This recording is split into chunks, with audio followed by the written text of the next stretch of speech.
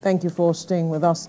Nigeria's broadcast media industry has come a long way since its inception in 1933, when the British colonial government established the Nigerian Broadcasting Corporation.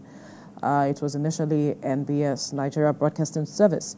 Over the years, the industry has grown significantly with the emergence of new television and radio stations, satellite television, and digital broadcasting. Today, television and radio broadcasting play a pivotal role in shaping Nigeria's cultural, social, and political landscape. They have become essential mediums for information dissemination, entertainment, and education, connecting Nigerians across the country and beyond. From news and current affairs to music and entertainment, broadcast media have something for everyone. As the industry continues to evolve, Nigerians can expect even more exciting developments in the world of broadcast. With the rise of digital technology, new opportunities are emerging for content creators and audiences alike. Whether you're a seasoned media professional or just a keen observer, one thing is clear: Nigeria's broadcast media industry is here to stay, and its impact will only continue to grow. Joining us in the studio to explore the impact of broadcasting on Nigeria's development are two industry experts. One is a veteran broadcaster and career mentor, Ambrose Olutayo Shomide. Good morning. It's good to have you join us. Thank you. Nice to be here. And another is also a broadcaster and creative director of Yellow Bloom Consulting, Anika De Funke Treasure. It's how you wrote the name down. And the cadence, the rhythm too. I mean, it's good to have you. Thank you. It's good Looking to be as here. beautiful as ever. Oh, from one beautiful soul to another. Anyway, let's talk broadcasting and how it has evolved over the years. You are the veterans. I am still walking the path to understand, the landscape, but you have been there before me. So let me begin with you, Funke. How we have evolved over the years from colonial times up until now, from your perspective. I think we've had a rich trajectory to this point. Back in the days, just as you've said in your opening, we've evolved from the colonial past.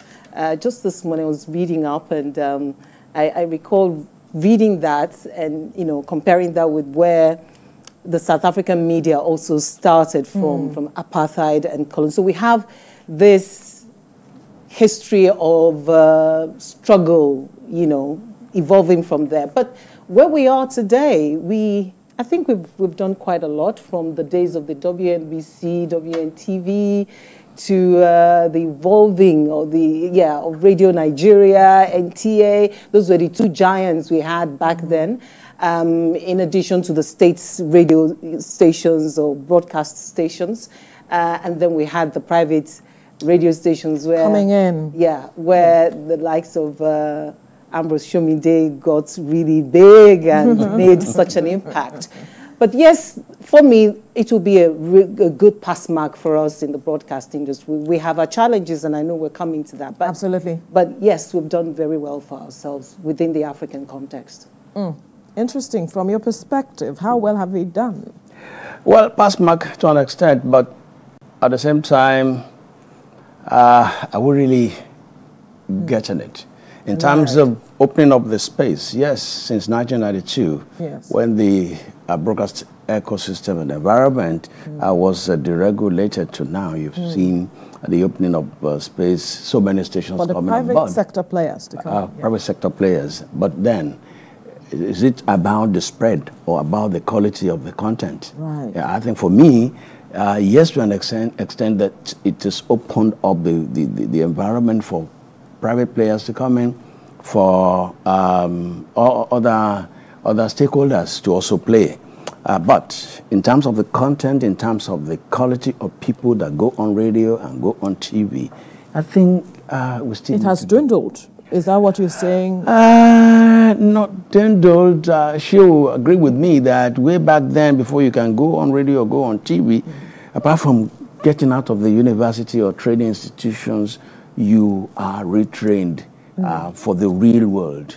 But here, you have people opening up stations, and you just have all kinds of I'm sorry, elements going on radio, going on TV, and then just do anything. Just like content creators, taking up the whole environment with all kinds of manners of content. That is what you have on radio now. I think for radio, I'm very, very comfortable to talk about that. But you see, a situation where organizations, like, I want to pick it up from what he's talked about, which is also concerning for a majority of veterans who look at the situation on the ground and tell you that this is not how things were when we were, actively involved in the business of broadcasting. And they say that, okay, before you're coming, like he rightly pointed out, there are several steps of trainings you have to go through. But in a situation where you see organizations say they just want a pretty face, you look good, or you sound good, that is all we want. Is that, how do we situate that being a challenge? Is it that the space need to have been regulated in such a way that the structures you put in place as an organization meet certain standards before you can begin? Well, there's a lot packed in what you've just, the question you've just asked. And I'll start with content that Ambrose talked about. The fact that we have a proliferation of skit makers all over the place. They're producing content. The biggest challenge I think we have, in addition to that of manpower, is that of content. So we're now contending with skit makers who have a proliferation of creations, both all over social media. So what's the time being given to radio, TV, and digital content? And then how are we giving context to our own content? Because skit makers don't give contents, they just do slapstick comedy, they just, it's on the surface. But we have the advantage of giving context with our productions. Are we rising to the occasion? I'll leave that there and return to it later. In the talking about that, of the quality of people behind, working in legacy media, traditional media, TV and radio. I think along the way, owners decided to not pay attention to training. And the culture of broadcasting was lost along the way. I don't know whether it's the advent of deregulation, private broadcasting, as Ambrose said, but what I see nowadays is that people are in a hurry to go on air. Truly, back in the days when I joined, it didn't matter where you were coming from, whether you read languages, you read English, you read mass comm, you will still go through about 3 months of observation before you actually hug the mic to say, anything. To give time check. Right, time check. Time check. Right. It's not a walk in the park for you. And then it's not like now, I don't listen to radio anymore, to be honest with you, only when I'm in my car. Why? Because I'm perpetually at work. The other day, somebody gave a time check. I almost fainted. Like, what is this? It's ridiculous, the things you hear on radio nowadays. And it's because people just railroad elements on radio. And you wonder, where is this one coming from? But you see, in the past, I would call the owners of the station and say, I just heard this on your station. And then at some point... We can't do that anymore? No, I don't do that anymore because, I don't want to become a nuisance. Right. You have your own radio station. You know why you opened the radio station in the first instance. I think quality of personnel on radio or TV should be paramount. And you should actually set aside some fund for training. You cannot do this job without consistent training for the people you have on. Absolutely, I agree with you. But you hear some organizations say that you should train yourself. You should do everything you want for yourself. But so let's even come to perhaps give us your experience, what it was like before you got on the air and then the kinds of training you had to go through. Way back in Radio Nigeria, where I started from, you come in 3 months, you're just sitting in.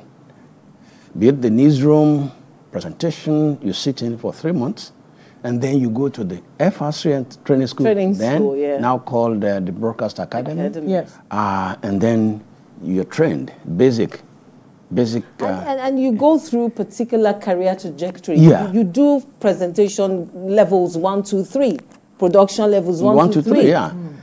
You know, So, and then you come back, and it takes another weeks before you can give time check, as you said. And then that time check is not something that you just say. You have to script it. You script every word that you say on radio. But now people just come in, they want to ad-lib everything. You could see that when we were coming in, we had our notes. That is the old training, the kind of training that we got growing up in the business. Then, you know, you went through all of that, and then the private radio came, and then the field became so saturated now, and all comers came in. People, you needed to have a particular accent to be able to do it. You know, you said something that, okay, the accent. Media will not now worry about how you sound, as long as you sound well. Yeah. It goes beyond sounding well. Right. It's about the depth of knowledge that you have, how exposed you are. You see, some people just go on radio, go on TV, and they say things, and you say, where is this one coming from? The level of ignorance that is being passed on, it's such that, yeah, I used to call station owners, but how many station owners do you want to call now? Exactly. Absolutely. I was in Ibadan 2 days ago, and then just sitting down there in the audience, and they were seeing, number of stations, you know, some names that I've never heard in my life. When I said, so these are stations. So how many do you want to call? And I was just sitting there, sitting there, and the punishment that you get is when people get on, maybe to, you know, it was an award, and people get to acknowledge the award and thank people, and they're mispronouncing words. Oh, and that's not good there. They say this person is winning something. And I just took my note, and I was writing. I wanted to, you know, call them, but it was late in the night. Your notes will be full. I wanted to just go. That's the challenge that we have in the industry at the moment. Mispronunciation of names, mispronunciation of words on radio. Back in the days, you learned from radio. Your father would tell you, go and listen to radio. That's where you pick up. Nowadays, I don't think I can advise anybody to do that now, because you just don't know who your child is going to, you know, encounter on radio. You talked about the accent debate. At some point in this industry, it was like if you didn't have an American accent, you went rolling R where there is no R, you hadn't arrived. Door.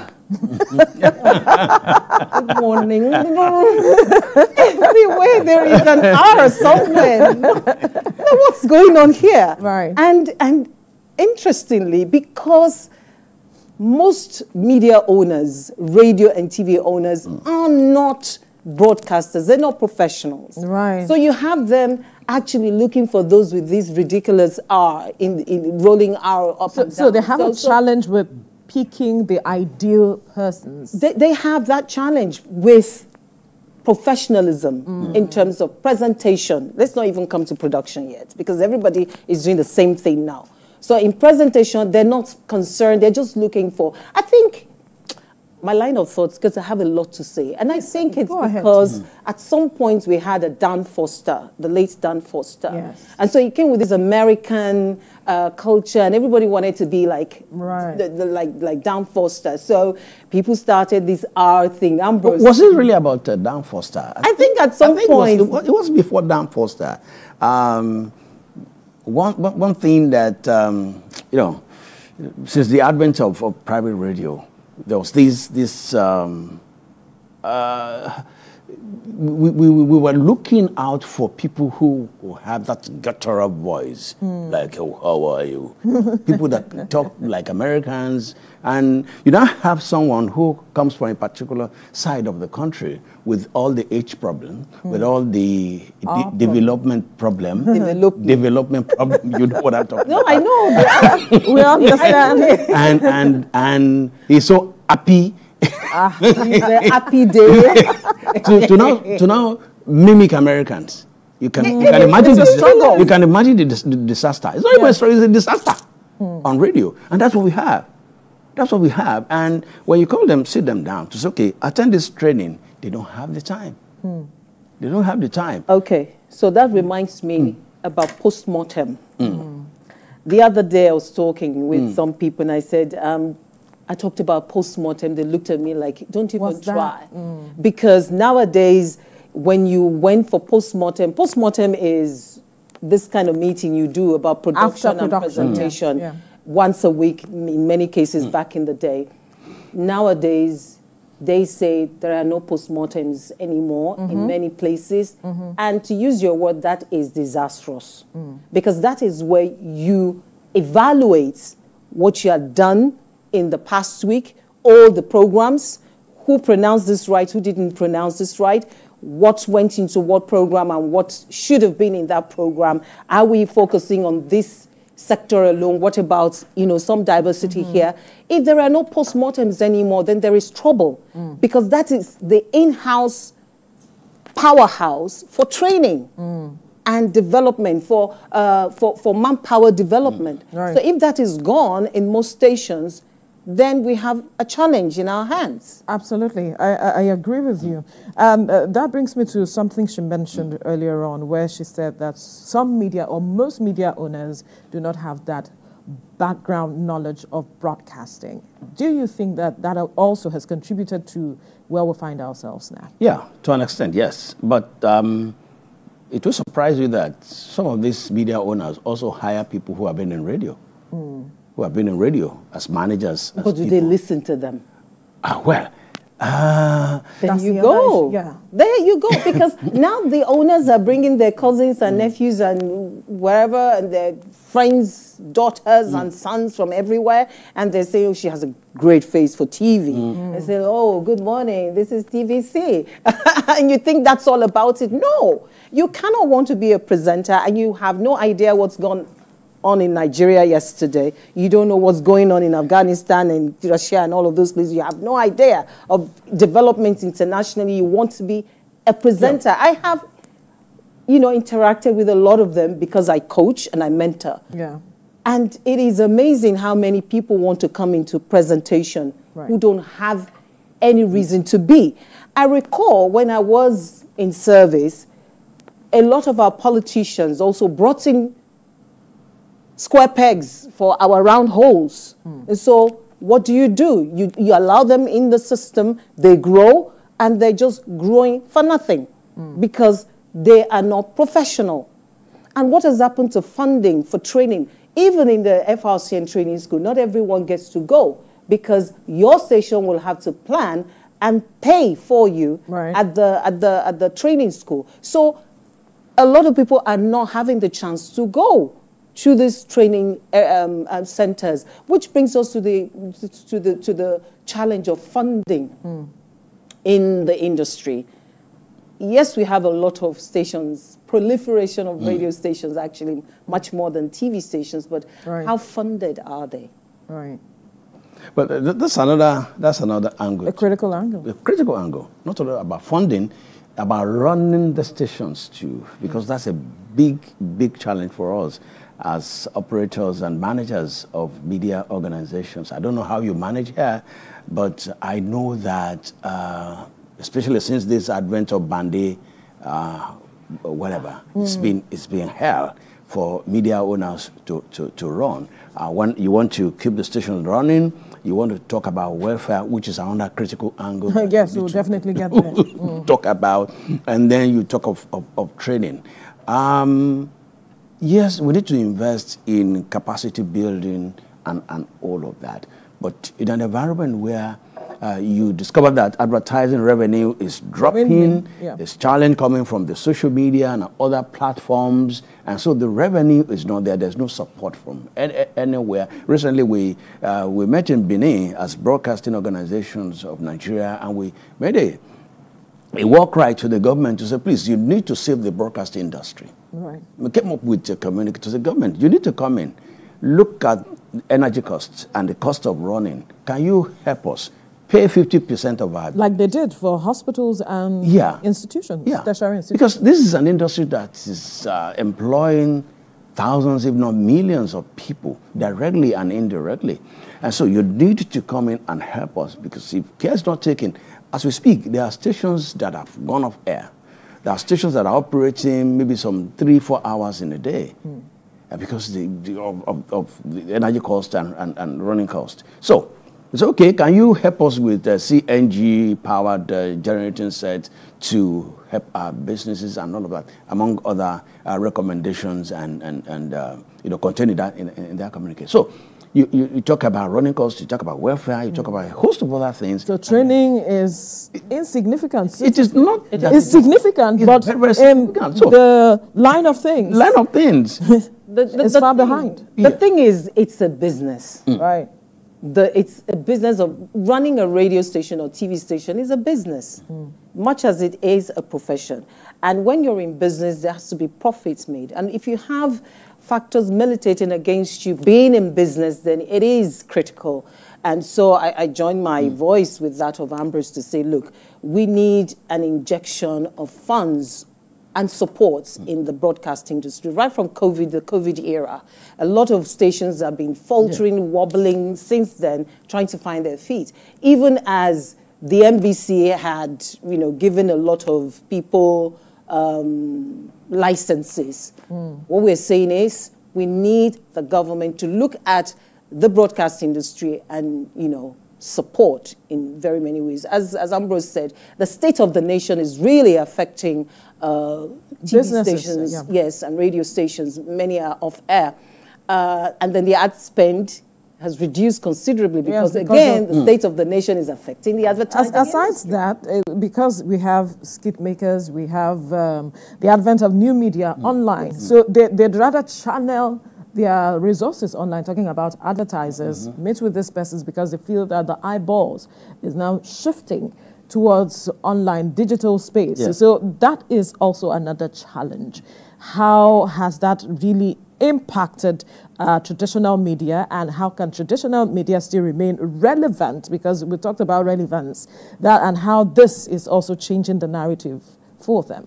Well, the argument has always been that, okay, with the advent of social media, will radio and TV still be relevant? I can tell you that for 100 years, radio and TV will still remain relevant. With dwindling revenue and all of it? I don't think it's a matter of a change of business model.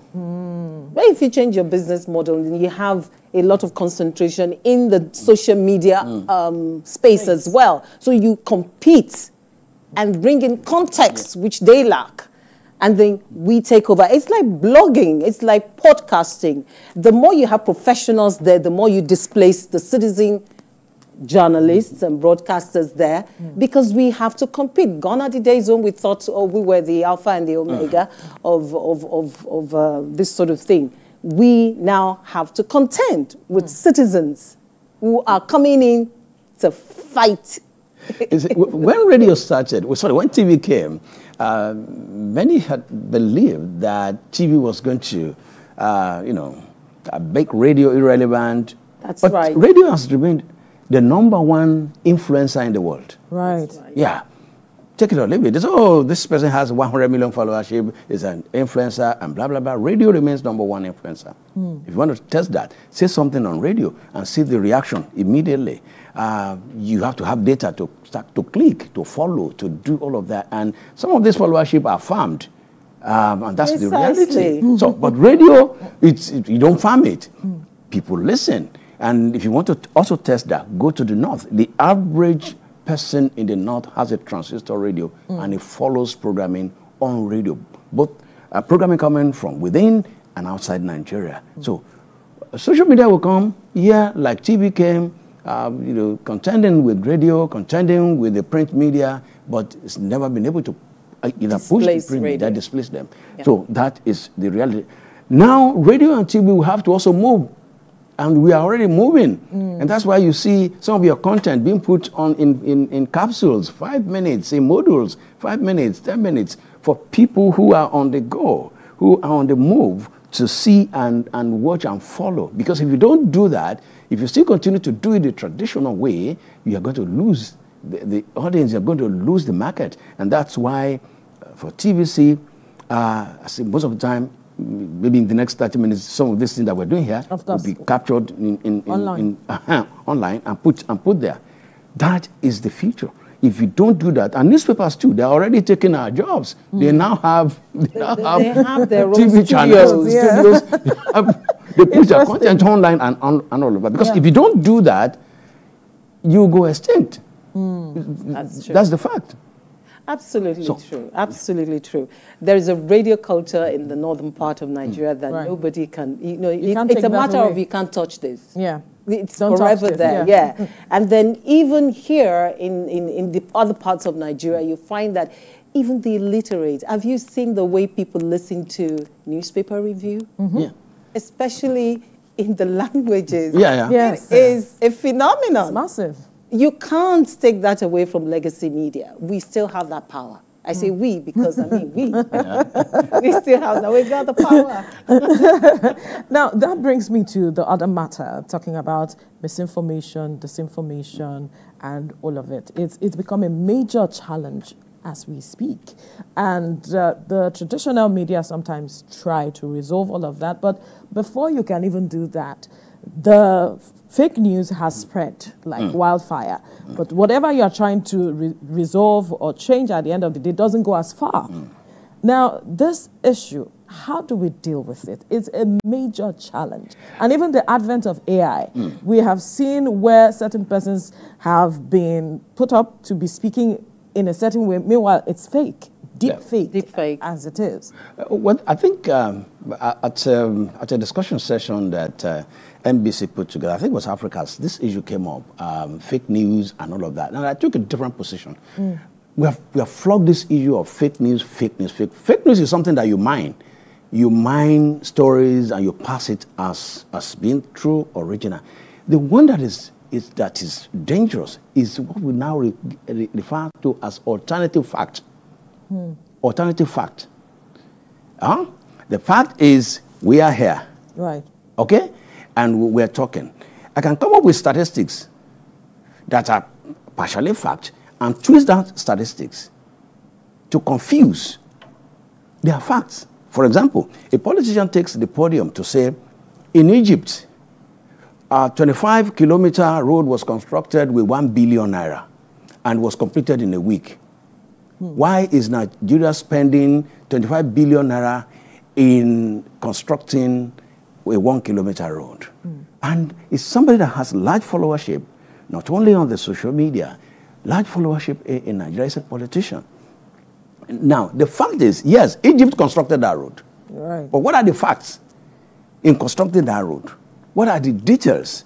As in, have you really looked at all the angles? But he's there because of the believability of his personality and coming with this thing. The integrity of what he's saying is questionable, but he has passed it on. And many semi-illiterate, illiterate would take that. I said, you see, Nigeria is wasting a lot of money. These people, very profligate. These people, da.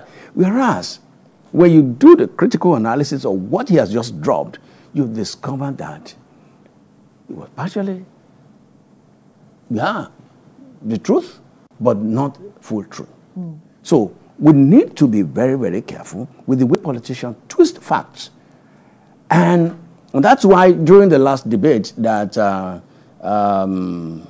President Biden had with Trump, they had on-time fact-checking. Fact-checking was amazing. Amazing fact-checking. Because they have realized the impact of, not fake news now, alternative fact. On the last American election, on the 2016 campaign, the French election, the Brexit, and all of landscape, that. Yeah. And so if we are not very, very careful, that one is more rife than fake news. Fake news, misinformation, all of that. But alternative facts, especially by political actors, very, very good. But do we have the facility and the capacity to fact check on time in Nigeria? I think we should start looking in that direction. Well, I think we should have a more discerning public, viewing and listening public, and reading public. I think, again, it's changing because then you find links going around a particular issue. On social media. On social media, and people are asking, are the legacy media on this story? I can't find any source anywhere. I am impressed because now we have a public that has become more discerning. They say, no, this as Guardian picked it, is TVC I think that is an overgeneralization. When you say the public, we have just said something that the sophistication in the northern part of the country, yes, they have access to radio, they have access to that, but also they're also exposed to the social media. So if you pass something on, before you could fact check, to start asking. They're waiting to hear it on radio. That's the difference now. So if you pass it on, the advantage they have is that they're still waiting to hear it on radio. They've not heard it on radio, then it's not true yet. And what I'm saying is that presently, our people are beginning to see that it's not everything, distributed or shared on WhatsApp, particularly, that you believe. They're beginning to ask questions. Are the legacy media carrying the story? I have not read it anywhere. You will hear people saying that I have not heard. Or they pick on certain persons who they trust. Yes, and say, oh, well, Ambrose has not shared it. Ambrose has not said anything about it. Treasure has not said anything about it. I don't think it's true. So we need to also not lose sight of the fact that legacy media, too, have been misled on a number of occasions. By some of the things they found on social media. Because of this urge to break the news, be the first to be the first, commercialization, and, being out there. Trying to compete. Compete. And then what's going on here? Right. Yes, that's true. That happened some time ago. Yeah. With our newspapers, yes. Right. Okay. Not only newspapers, TV stations, radio stations. Yes. Yeah. That happened. But then that brings me to the next matter, which has to do with how the broadcast media has been able to shape narrative, changing culture, educate people. That's what we're supposed to do. Because you mentioned something as the public needs to be informed, alert, understand what is going on. But then if the broadcast media does not fit them with the right information, some of them would never know. Yes, they have alternative now of online, going there to search and know, but not all of them still go to do that. We saw for the past election, we saw how that also happened, shaping narratives. Some persons were here, this ones were there, and that also made a lot of persons tilt to certain broadcast stations and say, you know what, whatever this one is saying is what we believe as it is. We lean towards this one. So from your perspective, how have we been able to do this in such a way that it is balanced, accurate, and informative? I think what we need to do more, what we lack right now, is compelling content. Content that will continue to draw people to us, because we lose, that's the truth. We lose listenership, we lose viewership. Absolutely. to not just digital media, but even cable. So people would rather pay for their cable usage and access foreign radios and, TVs, radio stations and TVs. So what is the content that is that compelling to make people stay with us? I said earlier that we seem to be doing the same thing in the mornings. We're all doing the same thing. We're all on the same topic. We're all doing the same format: news, breakfast, music. Where are the documentaries? Some TV stations like yours are beginning to return to documentaries, because documentaries give you depth and context. Yes. Special features, special reports give you, but then I know they cost money. Investigative pieces, before you go there, I know, because I know you're going to ask.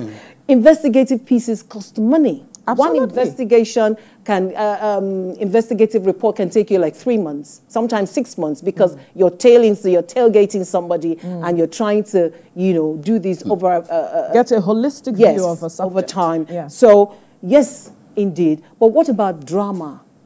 Back in the days, we ran to Village Headmaster, we ran to Second Chance, we ran to Sheki Sheki Alao, and all of those, they're gone on TV and radio, because I think we became too sophisticated for our good. Right. But we need to revisit the formats available through which we can give additional context to what is happening in the country, especially as we are a developing country. We cannot continue to ape developed countries in terms of content. What are we doing regarding the SDGs? We need them more. What are we doing about poverty? What are we doing about health, gender this, gender that, livable cities? Where are they? How are we injecting all of this into our programming? Do we even have this variety of programming? You see, so we need to work on that. Again, we need to, context, compelling content, generate interest for people. It will bring people to us. So after you've watched all the content skits on digital media, you now want to return to a TVC to say, oh, I watched this documentary. Then it makes you think. What we need is critical thinking. That is what we should be eliciting in our viewers and our listeners. But there are those who tell you the attention span of this generation is something, it's very minute, and so may not even want to sit that long to watch a documentary, watch whatever it is that you put together. They're not the policymakers. Right. They're not. Yeah. But they shape a certain narrative. They do. Absolutely. Understandably, but they don't take all the decisions. What we want to do is target the decision makers and educate the ones who don't know what's going on. Because then you go to Twitter and you see what's the depth in what we talk about on Facebook, on Twitter, because they're all at the surface. All right, just before we lose focus of what you asked a critical question of influence and how we have been able to shape, and you I think alluded to what happened during the last election and that. I think we need to be very, very careful going forward. As broadcasters, as anchor persons, as producers on TV and radio, we need to know that we are there to represent the public and balance proprietorial interests and the interests of the people against national security. A situation where an anchor person gets so immersed in the political the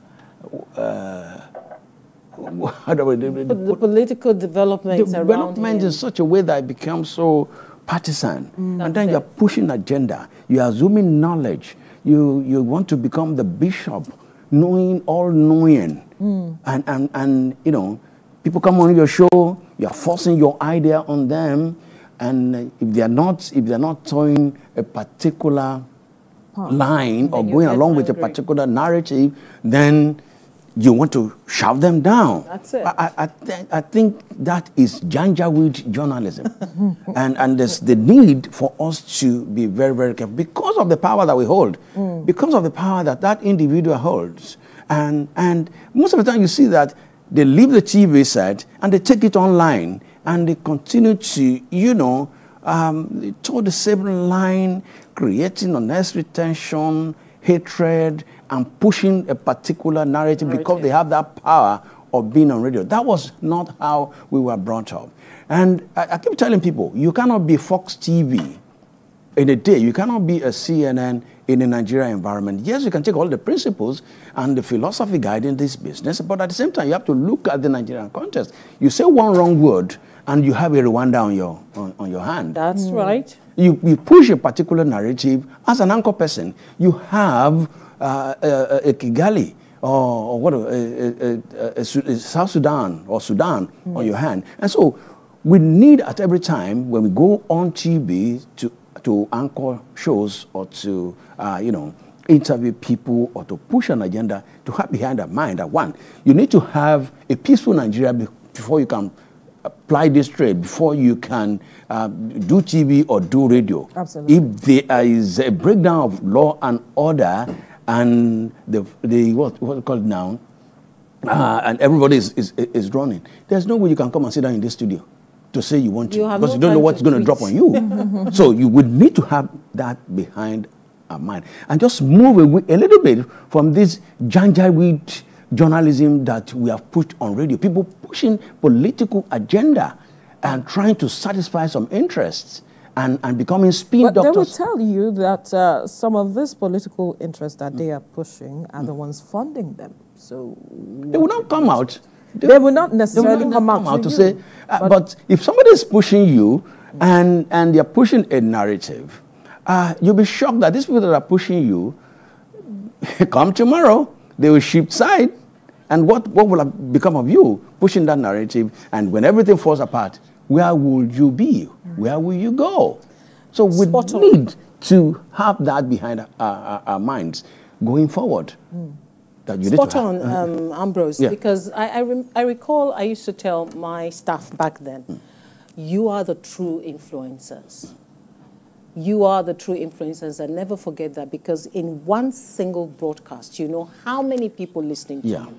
In one single broadcast, you know how many people watching you. And that's why you find actors and actresses also wanting to be presenters, because it's a powerful place to be. It's a powerful space. And so what you say on air, seemingly to how many people are in the studio now, but there are millions watching us even outside the country, you know. So what you say is important, and you need to be responsible. You know, it's responsible broadcasting. Right. Ambrose has said it all. This idea of chasing narratives and helping to show up and then shouting people down on radio, we are supposed to probe. On current affairs programs, you probe. You don't lord it over your guests, and you don't push your own narrative, and you don't, you know, just push people to the because precipice. of our time, that quickly brings me to the next matter of welfare. Some persons push this narrative because they feel, you know what, like I mentioned earlier, they are not being paid as they should. And so whoever pays the piper dictates the tune, and so they will give it all they've got in terms of pursuing a narrative. And when everything breaks down, where will the piper and the trumpeter be?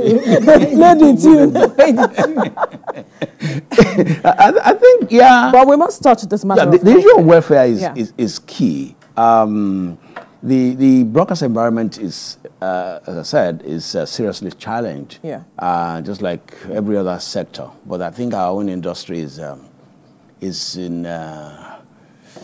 in dire need of some redemption, so to say. I know that the issue of welfare is very, very key, and employers will need to do something about that, because there is no way a hungry person will not be influenced by whoever is behind the scene and all of that. But one thing that we have always shouted about is that you have to know your calling first. If you don't know your calling, then anything will call you. And you will answer. You will answer. So if you know your calling, okay, I am a professional. It's tough, yeah? No, the issue is not the toughness of the matter. It's about how your call, you know your calling, but how is that call putting food on your bills? Yeah, paying your bills and putting food on your table. That's the issue. And let me just quickly jump in there. I see that, yes, I see that our perception is not too good out there. People think media should be the last thing. You are comparing, you have to negotiate and negotiate and negotiate before you get good money. But they don't mind paying a comedian a lot of money, but you. Because they know that where you work, you are not paid that much. We need to move to the next matter now. Now, quickly, we went to the streets to ask Nigerians this question.